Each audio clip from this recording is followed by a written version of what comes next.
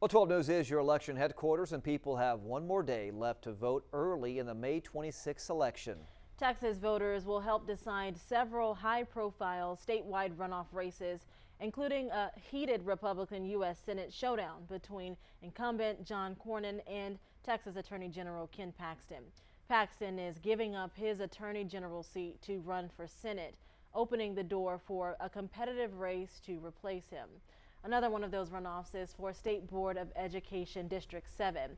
Good evening, Southeast Texas. I'm Debra Rhodes. And I'm Nick Canizales. 12 News reporter Daniela Tawada-Palau spoke to the Democratic candidates for the State Board of Education District 7. She joins us in studio with what they had to say about their campaign. Nick, Debra, in March, 5 candidates ran as Democrats for the State Board of Education District 7. 2 are now in a runoff, Tiffany Perkinz and Debra Ambroise.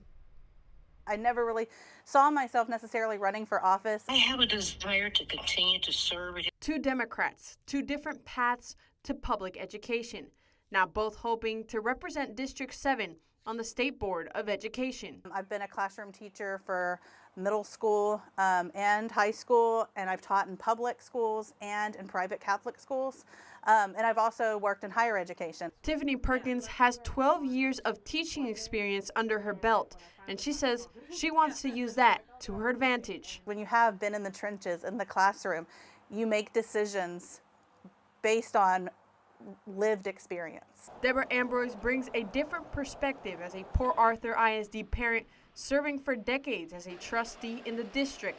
She says that experience prepared her to help shape education policy at the state level. As a member of the State Board of Education, we are responsible for setting policies and standards, which I do have a long and extensive background in doing so, having again served as a board member for Port Arthur ISD. Ambroise wants to focus on getting equal funding for each school district and supporting teachers. We represent 11 different counties within this District 7, and I feel that it's vitally important that funding is equal, spread out through all of those counties, all of those districts. Increasing teacher pay and support. Beaumont ISD is part of District 7, and while the position can't control decisions made by the Board of Managers, both candidates say they still want to help move the district forward. I would be open to a conversation with Massey to share these, my lived experience as a teacher. I'm going to be the voice that is needed. I'm going to advocate for the community turnaround solutions.